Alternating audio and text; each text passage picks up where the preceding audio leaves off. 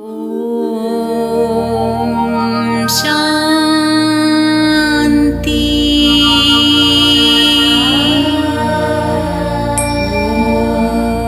ఓం శాంతి.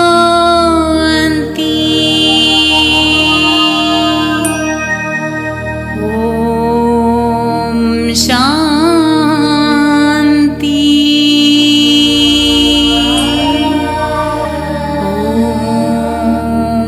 శాంతి.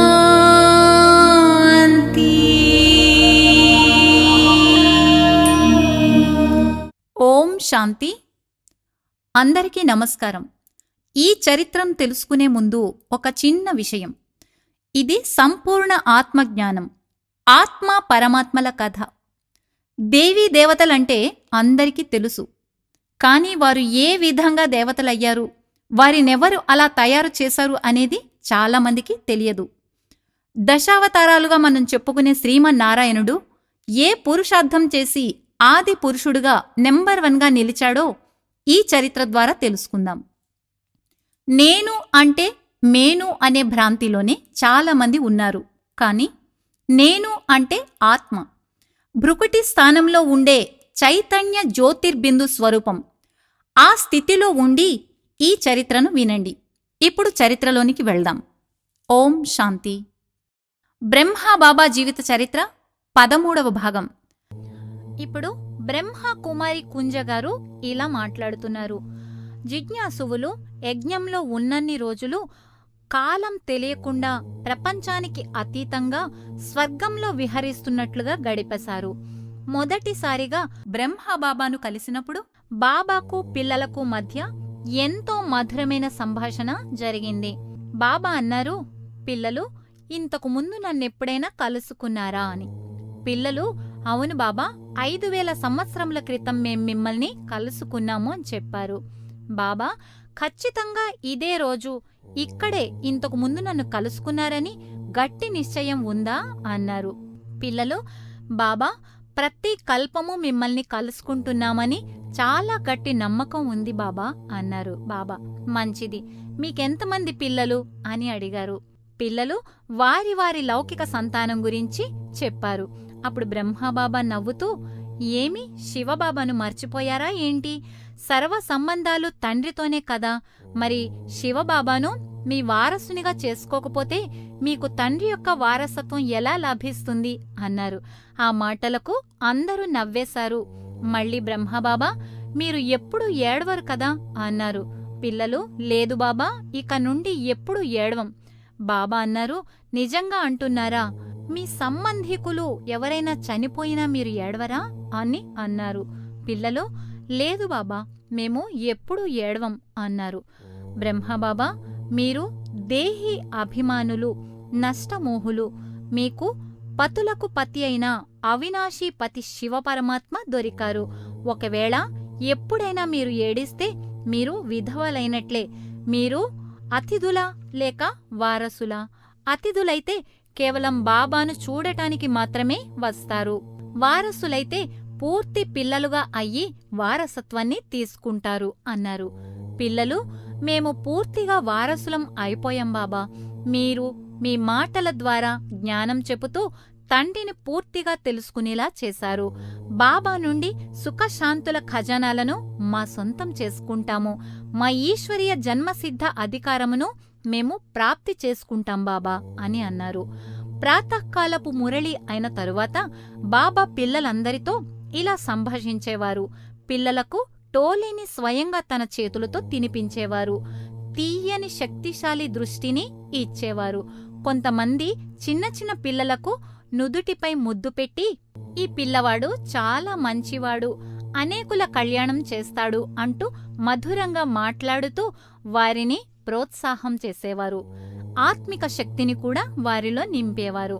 వృద్ధమాతలను, వృద్ధ పురుషులను చూచి, వీరు నాలాంటివారే, అనుభవీమూర్తులు.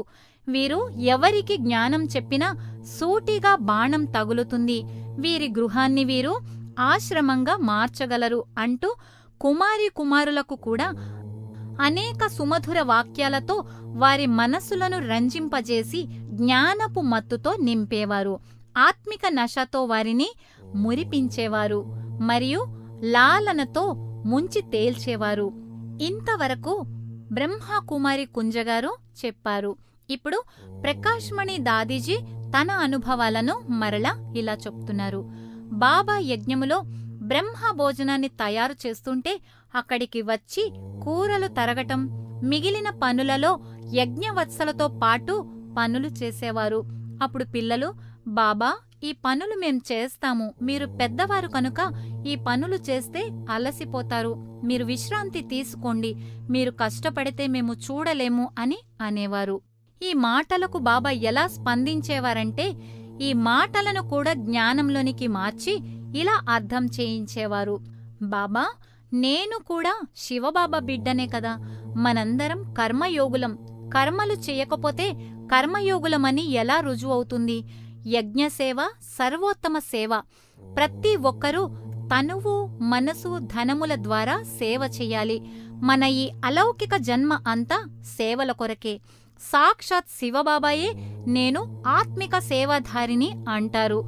ఏ పని చేస్తున్నా తండ్రి స్మృతిలోనే ఉండి అభ్యాసం చెయ్యాలి, అప్పుడే నిరంతర యోగులుగా అవ్వగలరు అంటూ సేవ చేస్తూ అందరినీ కర్మయోగులుగా అయ్యే విధంగా ప్రోత్సహించేవారు. ఉదయం టిఫిన్ అయిన తరువాత బ్రహ్మబాబా కొత్తగా వచ్చిన పిల్లలందరి ఉత్తరాలకు సమాధానాలను రాసేవారు. అవి లేఖలు కాదు, అమృత భాండాలు, సంజీవని మూలికలు, ఎడారిలో ఓయాసిస్సులు. బాబా రాసే ప్రతి పదం జ్ఞాన రత్నాల హారం, ప్రతి అక్షరం ఆణిముత్యం, ప్రతి లైన్లో ప్రేమ, స్నేహం, మాధుర్యం, కళ్యాణం ఇమిడి ఉండేవి. పిల్లలు చదివి ఆనంద భాష్పాలు దారలుగా కార్చేవారు. ఆబూకి వచ్చే లేఖలపై అడ్రస్ ఇలా ఉండేది: సేవలో పరమపిత శివ పరమాత్మ, కెరఫ్ ప్రజాపిత బ్రహ్మ, పాండవ భవన్, ఆబూ రోడ్, రాజస్థాన్ అని ఉండేది. పోస్టాఫీసులో ఉద్యోగులు ఈ చిరునామా చూసి ఆశ్చర్యపోయేవారు. బాబా లేఖల కోసం జిజ్ఞాసువులు పరితపిస్తూ ఉండేవారు. సేవా కేంద్రానికి లేఖ వస్తే అందరూ గుమిగూడి ఎంతో ఆతృతతో చదివేవారు. ఒకరు చదివే వరకు మరొకరు ఆగలేకపోయేవారు. ప్రతి లేఖలో అందరినీ గుర్తు చేసేవారు బ్రహ్మబాబా. నా తప్పిపోయిన పిల్లలు, నా కంటి రత్నాలు, మధురమైన పిల్లలు అంటూ సంబోధించేవారు. లేఖలు చదివిన పిల్లలు ఆత్మిక శక్తిని నింపుకొని యోగం చేసేవారు. ఇప్పుడు బ్రహ్మకుమారి పుష్ప శాంతగారు ఇలా చెప్తున్నారు. రాత్రి మురళీ క్లాస్లో బాబా, మమ్మ ఇద్దరూ కూర్చునేవారు. వారు కూర్చున్నప్పుడు ఆ అలౌకిక దృశ్యం చూడటానికి 2 కళ్ళు చాలవు.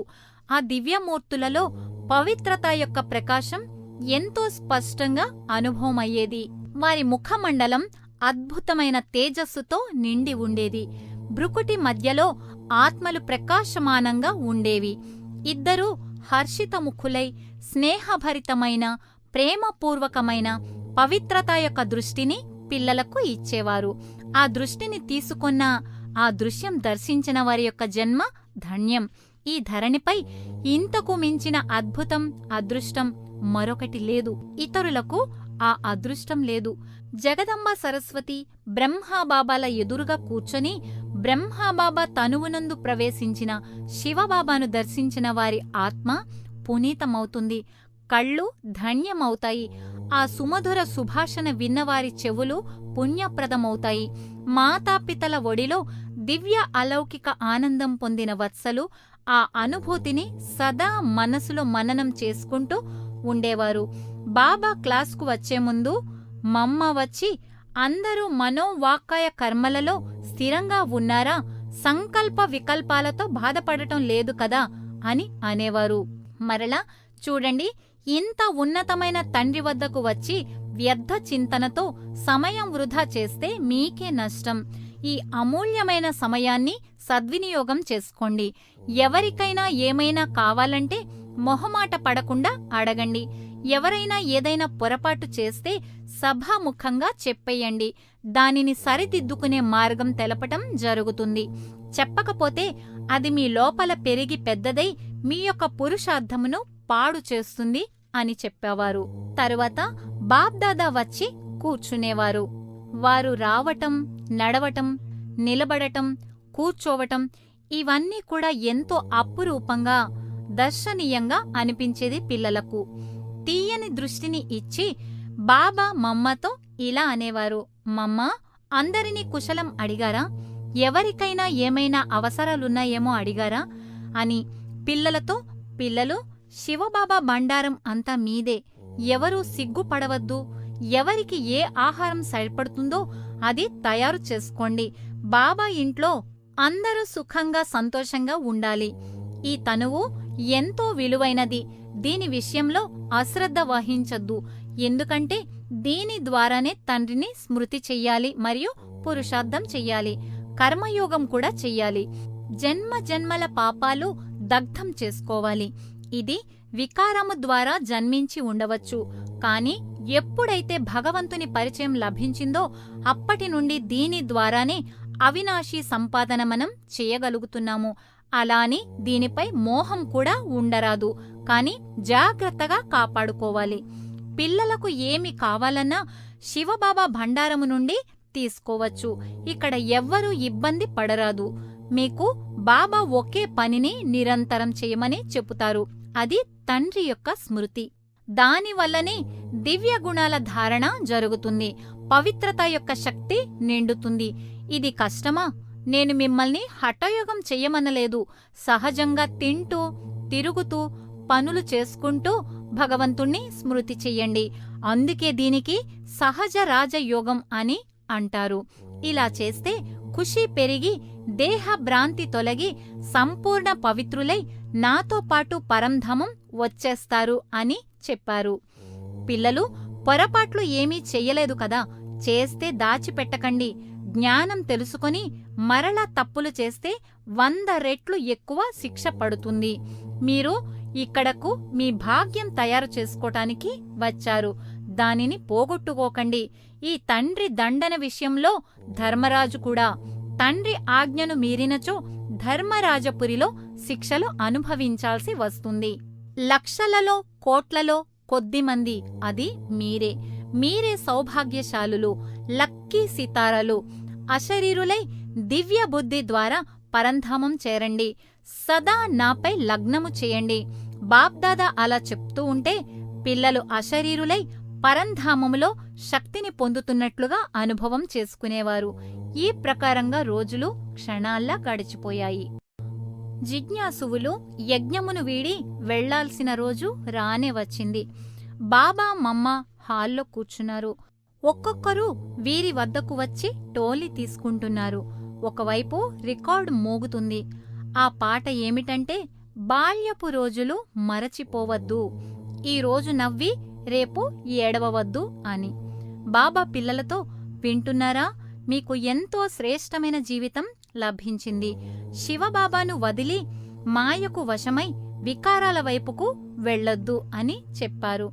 ఇప్పుడు బ్రహ్మకుమారి శీల ఇంద్రగారు ఇలా చెప్తున్నారు.